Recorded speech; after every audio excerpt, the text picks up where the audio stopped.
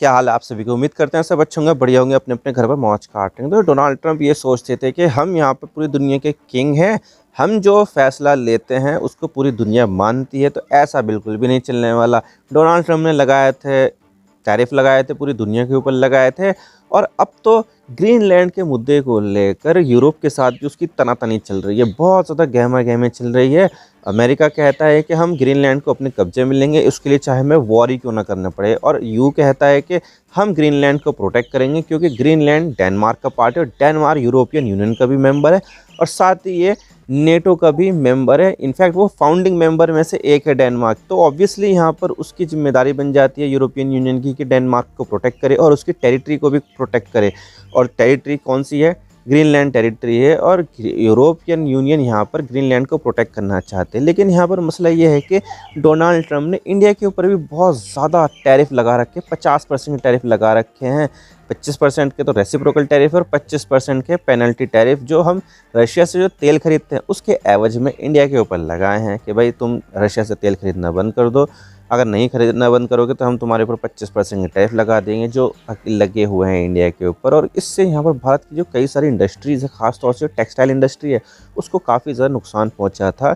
और इससे यहाँ पर इस पूरे एपिसोड से इंडिया और अमेरिका के संबंध में भी काफ़ी ज़्यादा खटास पैदा हुई थी। एक तो H1B वीज़ा को लेकर और इसी के साथ ही यहाँ पर जो इमिग्रेशन को डिपोर्ट जिस तरह से किया गया था उससे भी यहाँ पर इंडियंस के बीच में गुस्सा था। और जो टैरिफ लगाए गए हैं उससे भी यहाँ पर इंडियंस के मन में गुस्सा था कि क्या किया जाए डोनाल्ड ट्रंप का, कैसे किया जाए। तो देखा जाए तो इंडिया ने यहाँ पर जो है ना गुपचुप तरीके से आगे बढ़ने की कोशिश की है। हमने यहाँ पर डोनाल्ड ट्रंप से कोई पंगा नहीं लिया, हमने यहाँ पर काउंटर टैरिफ नहीं लगाए हैं डोनाल्ड ट्रंप के ऊपर, ना ही हमने यहाँ पर जो है ना प्रोवोकेशन वाली बात बोल दी है जिससे डोनाल्ड ट्रंप के मन में गुस्सा पैदा हो, ऐसा भी हमने नहीं किया। बल्कि हमने यहाँ पर जो है ना अपने ऊपर जो इतनी ज़्यादा मुश्किलें आ रही है उससे का समाधान निकालने के लिए हमने यूरोपियन यूनियन के साथ अब ट्रेड डील को लेकर बातचीत कर दी है। और अब यहाँ पर ये फाइनल ड्राफ्ट रेडी हो चुका है और यहाँ पर जो ट्रेड डील है वो आने वाले कुछ दिनों में फाइनल हो जाएगी। और इसको लेकर यहाँ पर जो यूरोपियन यूनियन की वो जो है प्रेसिडेंट है उर्सुला वॉन डर लेयन, वो इंडिया आएगी। और जब वो इंडिया आएगी तो इससे इंडिया और यूरोपियन यूनियन के बीच में ट्रेड डील साइन की जाएगी जिससे यहाँ पर काफ़ी ज़्यादा बेनिफिट होगा। इनफैक्ट यहाँ पर 2 बिलियन लोगों को इससे फ़ायदा होगा। दुनिया में कितने लोग हैं? 8 बिलियन लोग हैं, 800 करोड़ लोग हैं, जिसमें से इस डील के अंडर में यहाँ पर 2 बिलियन लोग आ जाएंगे। यानी कि 25% के आसपास जो लोग हैं वो इस डील के अंदर आ जाएंगे, जो अपने आप में काफ़ी ज़्यादा बड़ी डील होने वाली है। इससे यहाँ पर इंडिया को बेनिफिट मिलेगा, पूरे यूरोपियन यूनियन को बेनिफिट मिलेगा। और हम यहाँ पर जो टैरिफ लगा हुआ है इंडिया के ऊपर उसको भी हम यहाँ पर बाईपास कर सकते हैं और अपना जो एक्सपोर्ट है वो हम यहाँ पर अमेरिका को ना करके दूसरी जगह पर डाइवर्ट कर देंगे। तो इससे यहाँ पर इंडिया का कोई भी नुकसान नहीं होने वाला है। तो क्या है ये पूरी डील, कैसे यहाँ पर ये काम करेगी, कैसे यहाँ पर इंडिया ने अमेरिका को पीछे छोड़कर ईयू से ज़्यादा बात करती है, सब बात करेंगे। लेकिन उससे पहले आप चैनल पर नए हो ना, सब्सक्राइब जरूर कर देना। आपके एक सब्सक्रिप्शन से हमें आगे कंटेंट बनाने की मोटिवेशन मिलती है। तो आपको क्या लगता है, क्या यहाँ पर ये जो डील होने वाली है ईयू के साथ ये काउंटर में की गई है अमेरिका के टैरिफ के? कमेंट सेक्शन में जरूर बताइएगा। तो चलो शुरू कर दो। तो देखिए, वर्ल्ड इकोनॉमिक फोरम की एक बैठक हुई डावोस में।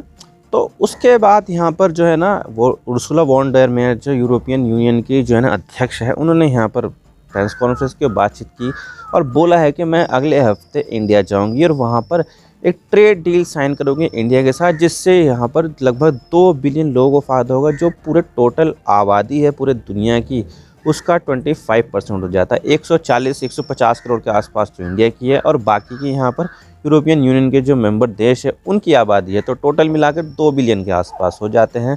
और ये जो 2 बिलियन है इससे यहाँ पर काफ़ी ज़्यादा फ़ायदा होगा, बहुत ज़्यादा जो है ना यूरोपियन यूनियन को भी फ़ायदा होगा और इंडिया को भी फ़ायदा होगा। और ये जो एक डील होगी फ्री ट्रेड एग्रीमेंट की, ये मदर ऑफ ऑल डील होगी, यानी कि बहुत बड़ी डील होगी। इससे यहाँ पर बहुत ज़्यादा फ़ायदा होगा दोनों ही यहाँ पर पार्टनर्स को। तो देखा जाए तो ये बहुत ज़्यादा एक हिस्टोरिक डील होने वाली है और इसी को लेकर यहाँ पर यूरोपियन यूनियन की अध्यक्ष ने कहा कि मदर ऑफ ऑल डील, बहुत ज़्यादा बड़ी होने वाली है डील। और इससे यहाँ पर इंडिया को काफ़ी ज़्यादा बेनिफिट हो जाएगा और इसके अलावा यूरोपियन यूनियन को भी काफ़ी ज़्यादा बेनिफिट होगा। 140-150 करोड़ की आबादी का जो मार्केट है, बहुत बड़ी मार्केट है भाई, ये ओपन हो जाएगी यूरोपियन यूनियन के लिए। तो जो पहले यूरोपियन यूनियन के जो देश हैं वो अमेरिका को सामान भेजते थे, अब यहाँ पर ग्रीनलैंड के ऊपर बहुत ज़्यादा टैरिफ वॉर चल रहा है और काफ़ी ज़्यादा यहाँ पर जो है ना अमेरिका और यूरोप के बीच में तनातनी का माहौल चल रहा है। तो इसकी वजह से यहाँ पर जो है ना मसला थोड़ा सा टेंस है। अब देखिए यूरोपियन यूनियन ने अब बात चल रही है कि बजूका नाम का एक जो है ना ट्रेड बैरियर्स है वो यहाँ पर लगा देंगे अमेरिका के खिलाफ, यानी कि अमेरिका की कंपनियाँ इन्वेस्ट नहीं कर पाएंगी, मार्केट एक्सेस यहाँ पर उनको नहीं होगा। इसके अलावा जो पब्लिक सेक्टर के जो टेंडर्स वगैरह है उसमें पार्टिसिपेट नहीं करती, और इसके अलावा जो टेक्नोलॉजी है वो एक्सपोर्ट कंट्रोल कर सकती है। तो इस तरह की जो ट्रेड प्रैक्टिस है उसको रोकने के लिए यहाँ पर बजूका नाम का एक एक्ट है उसको यहाँ पर लाया जा रहा है, ताकि अमेरिका का जो इन्फ्लुएंस है, अमेरिका को फ़ायदा है, वो यहाँ पर ना किया जाए। तो ये सब चीज़ें चल रही है, लेकिन कहीं ना कहीं से तो इसकी भरपाई करने के लिए यूरोपियन यूनियन को कुछ ना कुछ तो करना ही पड़ेगा ना।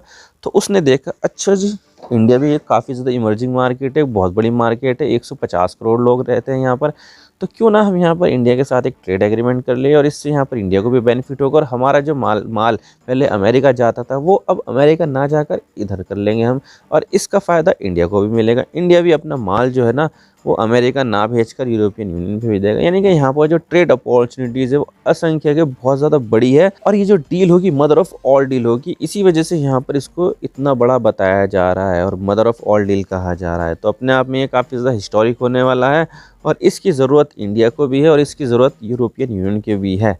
कि इंडिया को कैसे बेनिफिट होगा, वो ऐसे बेनिफिट होगा क्योंकि इंडिया के जो सबसे बड़े ट्रेडिंग पार्टनर उसमें से अमेरिका आता है, उसमें से चाइना आता है, उसमें से आता है यूरोपियन यूनियन। अब देखिए यूरोपियन यूनियन जो है ना टैरिफ लगाता है, लेकिन उसके टैरिफ कम होते हैं, लेकिन जो लेबर इंटेंसिव सेक्टर्स है जैसे कि टेक्सटाइल्स है उसमें जो टैरिफ लगता है वो ज़्यादा लगता है, 10% या फिर उससे ज़्यादा भी लगता है। तो वो जो 10% है ना वो काफ़ी ज़्यादा चोट करता है, और इससे भारत का जो सामान है यूरोपियन यूनियन के देशों में महंगा मिलता है। तो वो उसको यहाँ पर जो ना कम करने की ज़रूरत है। और इसके अलावा यहाँ पर ऐसे सेक्टर पे जो है ना ज़्यादा टैरिफ लगाया जाता है, कार्बन लेवाई करके जो है ना एक टैरिफ है, टैक्स है, वो लगाया जाता है कि जो इंडस्ट्री ज़्यादा प्रदूषण फैलाती है उसके ऊपर एक्स्ट्रा टैरिफ लगाओ, यानी कि वहाँ पर एक कार्बन लेवाई करके जो है ना एक टैरिफ लगता है। उसकी वजह से यहाँ पर जो है ना बहुत ज़्यादा जो है ना टेंशन होती है। अब देखिए जो विकासशील देश होते हैं, जो विकसित हो रहे हैं, आगे बढ़ रहे हैं, तो वहाँ पर लेबर इंटेंसिव मार्केट बहुत ज़्यादा होती है, और वो काफ़ी ज़्यादा जो है ना प्रदूषण भी फैलाती है, क्योंकि उनके पास इतना पैसा नहीं होता कि वो नई नई मशीनों में और नए नए मटेरियल्स के ऊपर रिसर्च करे या फिर उनको जो है ना अपनाएं। तो वो क्या काम करते हैं, वो सस्ते मटेरियल का इस्तेमाल करते हैं और लेबर इंटेंसिव काम कराते हैं, जिससे यहाँ पर प्रदूषण बहुत ज़्यादा फैलता है, और मार्केट जो है ना मतलब कि बहुत ज़्यादा जो है ना क्लाइमेट चेंज के लिए भी अच्छा नहीं होता है। तो इसी चीज़ को ध्यान में रखते हुए यूरोपियन यूनियन ने कानून निकाल रखा है कि जो भी यहाँ पर ऐसा होगा कि जो कार्बन ज़्यादा निकालता है और पुरानी मशीनों से चल रहा है, इससे क्लाइमेट चेंज को खतरा है, तो उसको ऊपर कार्बन लेवाई लगाई जाती है। तो इसका मतलब यहाँ पर यह है कि उनको यहाँ पर ज़्यादा टैरिफ देना पड़ेगा। कोई सी चीज़ 100 रुपये की है तो वहाँ पर कार्बन लेवाई लगाकर जितने भी ये है, चाहे वो 15% हो 20% है, तो वहाँ पर वो महंगी हो जाएगी। तो इससे यहाँ पर एक्सपोर्ट पर काफ़ी ज़्यादा जो है ना प्रॉब्लम आ जाएगी। तो यहाँ पर ये जो दो चीज़ है, एक तो ये कि टैरिफ लग रहा था, पहले बहुत ज़्यादा टैरिफ लग रहा था, जो लेबर इंटेंसिव मार्केट है, जो लेबर इंटेंसिव सेक्टर है, उसका प्रोडक्ट जो है उसके ऊपर टैरिफ ज़्यादा लग रहा था, और इसके अलावा यहाँ पर जो कार्बन लेवाई है उसकी वजह से भी यहाँ पर प्रॉब्लम हो रही थी। तो अगर ये जो एक हिस्टोरिक डील साइन हो जाती है तो इन सब चीज़ों के ऊपर जो है ना बातचीत आसान हो जाएगी, और भारत यहाँ पर अपना जो सामान है वो आसानी के साथ एक्सपोर्ट कर पाएगा। ना ही यहाँ पर कोई ज़्यादा सामान टैरिफ लगेगी, और ना ही यहाँ पर जो है ना हमें लेबर इंटेंसिव मार्केट पे जो एक्स्ट्रा टैरिफ लगता है उस पर भी यहाँ पर जो है ना कमी देखने को मिलेगी। तो देखा जाए तो यहाँ पर चीज़ें जो है ना इंडिया के लिए आसान हो जाएगी, और इंडिया यहाँ पर अपना सामान काफ़ी ज़्यादा आसानी के साथ यूरोपियन यूनियन के देशों में भेज सकता है, एक्सपोर्ट कर सकता है। और इससे यहाँ पर जो डिपेंडेंसी थी अमेरिका के ऊपर कि भाई हम यहाँ पर अमेरिका को सामान बेचेंगे, लेकिन अब यहाँ पर प्रॉब्लम हो गई है, तो उस डिपेंडेंसी के ऊपर भी यहाँ पर विराम लग जाएगा, और हम यहाँ पर अलग मार्केट देख लेंगे। हम यहाँ पर मिडिल ईस्ट में बेच देंगे, अफ्रीका में बेच देंगे, लैटिन अमेरिका में बेच देंगे। भाई नुकसान हो रहा था ना, तो हम यहाँ पर उस नुकसान की भरपाई ऐसे करेंगे। रिसेंटली हमने न्यूजीलैंड के साथ भी ट्रेड डील की, ओमान के साथ भी हमने ट्रेड डील की है, और इसी तरह से एक historic trade deal European union के देशों के साथ भी अब की जा रही है, ताकि यहाँ पर भारत को बेनिफिट हो और साथ ही यहाँ पर यूरोपियन यूनियन को भी बेनिफिट हो। अब इस डील से यूरोपियन यूनियन को भी बेनिफिट होगा, क्योंकि यूरोपियन यूनियन की जो पहले कारें बनती थी और वो एक्सपोर्ट की जाती थी उसके ऊपर बहुत ज़्यादा ड्यूटी लगती थी, लेकिन अब इस डील के बाद इस तरह की जो चीज़ें वो देखने को नहीं मिलेगी। मशीनरी के ऊपर जो है ना ड्यूटी कट जाएगी, इसके अलावा केमिकल्स के ऊपर से ड्यूटी कट जाएगी, यानी कि यहाँ पर इस पूरे प्रोसेस से, इस पूरे डील से यूरोपियन यूनियन को भी काफ़ी ज़्यादा बेनिफिट होने वाला है। यानी कि यहाँ पर जो है ना एक विन विन सिचुएशन है, दोनों को ही फ़ायदा होगा। दोनों ही यहाँ पर जो ब्लॉक है वो अमेरिका से परेशान थे। अमेरिका ने यूरोपियन यूनियन को यहाँ पर पागल कर रखा है ग्रीनलैंड के ऊपर कि ग्रीनलैंड को हम कब्जा लेंगे, जबकि यूरोपियन यूनियन ग्रीनलैंड को प्रोटेक्ट करना चाहता है। और इसके अलावा इंडिया को भी अमेरिका ने परेशान कर रखा है, तुम रशिया से तेल खरीदते हो तो तुम्हारे ऊपर हम और ज़्यादा टैरिफ लगाएंगे। और तुम्हारे संबंध ईरान के साथ है ना, तो ईरान के साथ जिसके संबंध होंगे उसके ऊपर 10% का और टैरिफ लगाऊंगा। तो इसको देखते हुए हमने यहाँ पर ईरान से भी अपने संबंध जो है ना कट कर दिए हैं। तो ओवरऑल देखा जाए तो ये जो पूरी पूरी डील हुई है वो एक विन विन सिचुएशन है। इससे यहाँ पर यूरोपियन यूनियन को बेनिफिट होगा, इससे यहाँ पर इंडिया को भी बेनिफिट होगा। लेकिन अब यहाँ पर आपके मन में सवाल आ रहा होगा कि भाई 2 सेक्टर ऐसे थे जिसको लेकर हमने अमेरिका तक से भी अभी तक ट्रेड डील साइन नहीं की है। अमेरिका से बातचीत कब से चल रही है, साल से भी ज़्यादा हो गया है, तब से हमारी बातचीत चल रही है अमेरिका के साथ ट्रेड डील को लेकर। वहाँ पर जो है ना 2 पॉइंट थे ऐसे जिसके ऊपर इंडिया एग्री नहीं हुआ है और अभी तक भी अमेरिका के साथ कोई भी ट्रेड डील हमें देखने को मिल रही है। तो क्या यहाँ पर वो जो 2 सेक्टर है उसको ओपन कर दिया गया यूरोपियन यूनियन के लिए? तो मैं आपको बता देता हूँ, बिल्कुल भी नहीं। 2 सेक्टर थे जिसको हम कहते हैं एग्रीकल्चर और डेयरी सेक्टर।